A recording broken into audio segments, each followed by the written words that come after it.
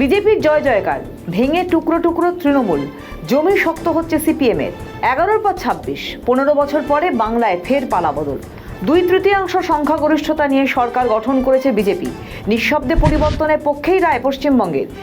BJP ঝড়ে পরপর তৃণমূলের হেভিওয়েট হেরে গিয়েছেন। ঝড়ে উড়ে গিয়েছে তৃণমূল, আর তৃণমূল নেতারা ঝড়ে একেবারে উড়ে গিয়েছেন।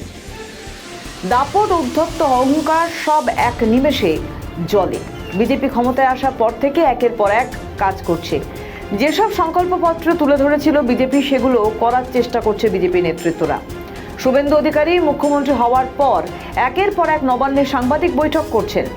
অন্যদিকে অন্নপূর্ণা ভাণ্ডারের বিষয়ে মানুষের মনে থাকা একগুচ্ছ প্রশ্নের সমাধান করেছেন মুখ্যমন্ত্রী। লক্ষ্মীর ভাণ্ডার যারা করেছিলেন তারাও পাবেন অন্নপূর্ণা ভাণ্ডার। একথা শোনায় রীতিমতো খুশি মা বোনেরা। তৃণমূলের শক্ত জমি কার্যত খড়কুটোর মতো উড়ে গেছে। জেলায় জেলায় নেতাদের উদ্ধত্ত কার্যত তৃণমূলকে শেষ করে দিল। অনুব্রত থেকে শওকত মোল্লা প্রত্যেকেই হেরে ঘরে মুখ লুকিয়ে বসে আছেন। তৃণমূলের অনেক হেভিওয়েট নেতারা আবার হাইকোর্টে যাচ্ছেন রক্ষা কবচ আনতে। ফলতার পরাজিত তৃণমূল প্রার্থী ভোটের আগে ক্রমান্বয়ে দিয়ে গিয়েছেন হুঙ্কার। বলেছিলেন পুষ্পা ঝুঁকেগা নেহি, কিন্তু ফলতায় পুনর্নির্বাচন হওয়ায় দেখা গেছে বিজেপি উঠে এসেছে প্রথম স্থানে। সেখানকার জনগণ অর্থাৎ ফলতাবাসী জাহাঙ্গীর খানকে পাঠিয়ে দিয়েছে চতুর্থ স্থানে। ফলতার নির্বাচনে 48 ঘন্টা আগেই নিজেই সরে দাঁড়িয়েছিলেন জাহাঙ্গীর খান। কেন সরেছিলেন সেটা স্পষ্ট করেননি। একটা কথা বলেছিলেন, সোনার ফলতা গড়বে বিজেপি, তাই ফলতাবাসীর স্বার্থে তিনি সরে দাঁড়ালেন।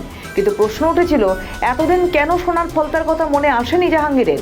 ফলতার নির্বাচন তৃণমূল পিছনে গেছে, দ্বিতীয় স্থানে উঠে এসেছে সিপিএম দ্বিতীয় স্থানে উঠে আসতেই খুশি সেলিম থেকে শুরু করে সুজনরা।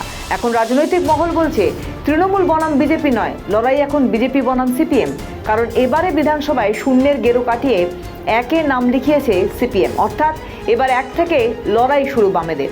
অন্যদিকে বিজেপি ক্ষমতায় এসে একের পর এক হকার উচ্ছেদ অভিযান শুরু করেছে। হকারদের পাশে তৃণমূল না থাকলেও সিপিএম একেবারে মাটি কামড়ে পড়ে রয়েছে। সিপিএম এর দাবি, আগে হকারদের পুনর্বাসন দিতে হবে, তারপর উচ্ছেদ।